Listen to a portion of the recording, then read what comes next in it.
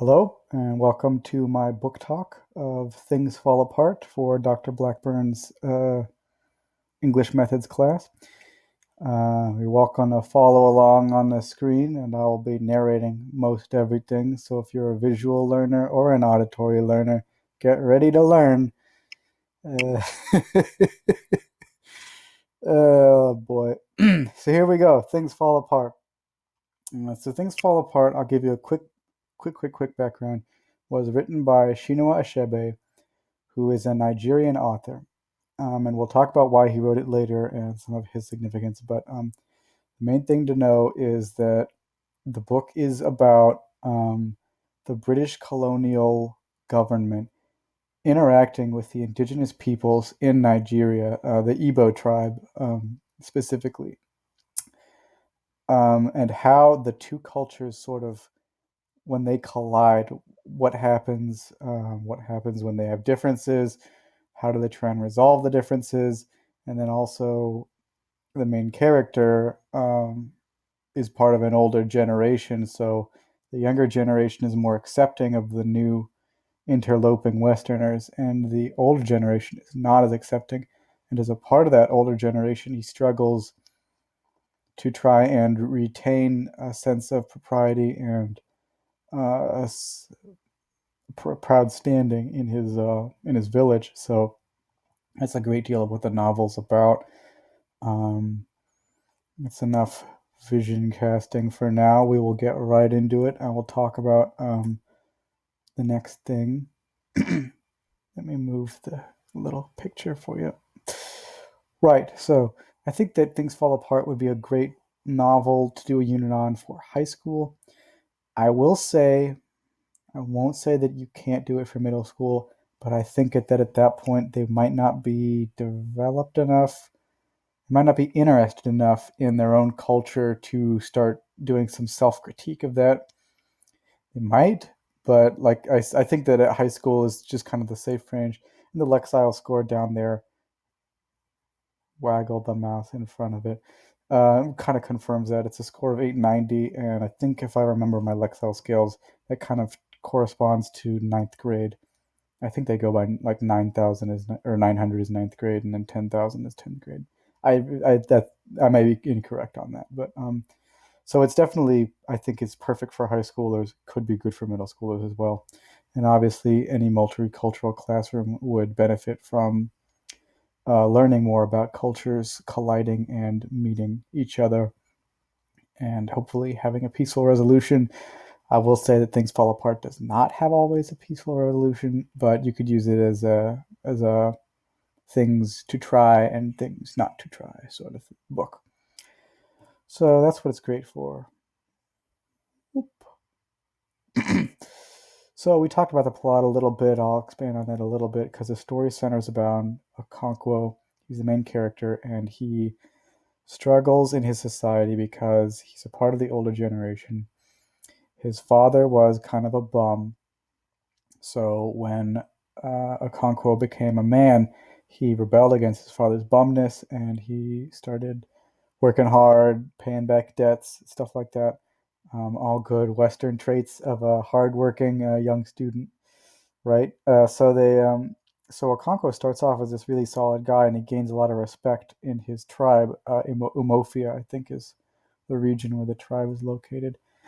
But the problems start to arise when he has his own son, and he can't really connect with his son because he's afraid his son will end up like his father. So he kind of gives him a rough time and doesn't really try to relate to him at all. And then throughout it all, the British colonial presence gets larger and larger. It just starts with these Christian missionaries coming in and trying to convert the Igbo people. And then it develops as the British government actually comes in and starts electing officials and stuff, and interfering with the way the tribes actually run their government. So that's the basic plot for you. It does end with suicide because Okonkwo decides that he would rather die than face an extended lifetime under traditions and morals that don't comply with what he has developed in himself. So it's a complicated novel. It's definitely got its ups and downs. But it's mostly a good because it brings up a lot of discussion questions, which I think is the next slide. It was not the next slide. That's okay. It was about Chinua Achebe, but we'll deal with it. So Chinua Achebe is a Nigerian author. I think I mentioned that. But he was born to Christian parents, but he was still raised within an Igbo tribe. So this book, it was his first novel, really allows him to kind of critique both cultures, both the decisions and the motives of the missionaries and the decisions and the motives of the indigenous peoples, because he is in the perfect position to say this was wrong of them and this was wrong of them as well. So this novel is really interesting in that sense. It's not like Heart of Darkness, for instance, which is a British person's perspective on Africa. In fact, Achebe wrote this partially in response to Heart of Darkness because he said, this is not a good representation of what my people are about, and I'm going to write something that is. So this was what he did. I'm sorry. Let me move this so you can read that. There it is. Next slide. And I move it back immediately because that's what happens. Anyway, so understanding by design is a framework that you're probably familiar with at this point. And if you like it or if you don't, I just included some elements of it because it's useful. Yes, that's why I'm doing it. I'm doing it because it's useful. Anyway, so there are three big ideas I picked out. You can pick out a lot more, but these are just the three I picked. Cultural significance, generational superiority, tension between different cultures. And then there's the three questions about traditions: are they worth dying for? Are they worth killing for? And then the importance of family and a child's development. I think that would raise a lot of interesting questions, especially with older high schoolers, because they're at the point where they're starting to decide, I didn't like the way my parents raised me, or I did like it, and they kind of pick and choose how they would want to raise their own children if they have them. So I think that that's an interesting conversation to have. With middle school, I don't know if they're quite ready to have that sort of discussion yet. But since my unit is aimed at a high school audience, this is what I would do. And the third question: should all cultural ideals be viewed with scrutiny? I would argue the answer to that is probably yes, but it's an interesting. It's kind of a challenge to the students to think of their own values as something that's not just an absolute truth, but something that might be a relative truth. So I think that that would be an interesting and challenging conversation to have with them. And the enduring understandings, I'm not going to read them because the little thing I used to record stops me at 10 minutes. So we gotta hustle. And you can read, hopefully, if you're watching this video. If not, sorry. Um, so we've got three different activities. I just designed them all to be kind of adaptable. They could be a journal prompt. It could be a small group discussion. It could be a presentation by the students. It could be a formal, or maybe not a formal essay. Some of them could be a formal essay, not this one. Let me move this again. I always have to move it. So the first activity is looking at the relationship between Okonkwo and his son, Moye, and it's about it resolving differences. I think it would be good to challenge the students to think about how they resolve conflicts and how they could improve upon their resolution skills, and to look at things fall apart and see what works and what doesn't. Because there are some resolutions of some conflicts, but often they're not good, and a lot of times the conflicts crop up again. So it'd be good to have a conversation with them. All right, I got 30 seconds, so I'm going to have to cut this off here, but I will pick it up in a next segment, which I will hopefully splice right here. This is the second one, is to think about things fall apart as a writer, because Achebe, as I mentioned before, he's a Nigerian author, but in case you didn't notice, the book is in English. I guess you didn't notice that. You didn't read it. That's why you're looking at this. Anyway, so it is in English, and that means that he wrote it for a primarily Western audience and not an African one. So the interesting challenge for that would be to have the students try and write a couple paragraphs describing their culture or their high school even would be a great just base example. Trying to describe it to an outsider, to a foreigner, in a way that would make sense to them while still giving them a very accurate portrayal of what the culture is like, at least from their perspective. And I think that would be a great way to get the students thinking about their own culture and also to get them thinking about other cultures. Like if they were to pick, if you, specifically if you had them pick a culture, like say you had them write for a Russian audience, how might they try and adapt the things that they have and that they value and translate them for a Russian audience? That's a phenomenal task for high school students to be undertaking, but it could really develop a lot of growth. And Things Fall Apart is the perfect thing to spark that conversation. So there's a fun activity or project or essay or what have you.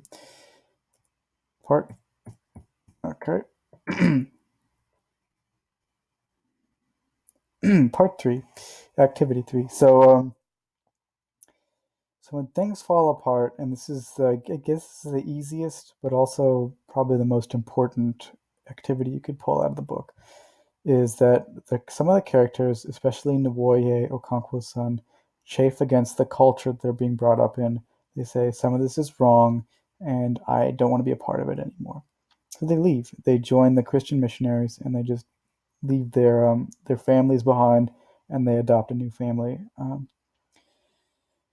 And part of that is the status quo, which I think is an interesting idea to bring up to the students, because it affects all of us, because you kind of get this herd mentality after a while of this is the way things are, this is the way things always will be, this is the way they should be.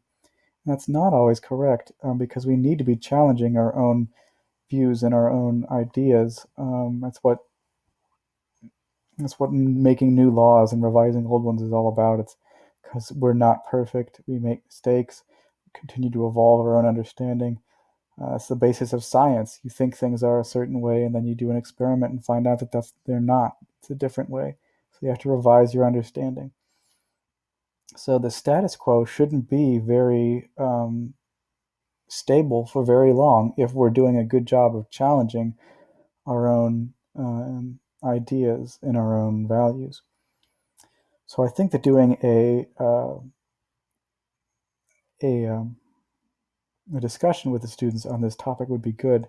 And the way I framed it is having them discuss it with a partner, something within their community or their school that they think is part of the status quo that they think should not be part, something that we should be rejecting. And this would almost surely kind of move towards politics and social constructs and oh things about gender or whatever. I think that's the hot topic right now. Who knows when you watch this video? Maybe it won't be, but right now in 2017, gender is the big defining cultural question. So that sort of question would draw out the students and make them explain their own beliefs in a way that they probably haven't done before. So I think that for that, that would also be a good activity. Thank you, everyone, for joining me on this book talk for Things Fall Apart. I'm going to record a couple little segments after this. Then I'll stitch them all together, and hopefully it'll be cohesive. That is the hope for everything I do, and not always the result. So, hope you all had a good evening, afternoon, or morning, because that's what I'm hoping.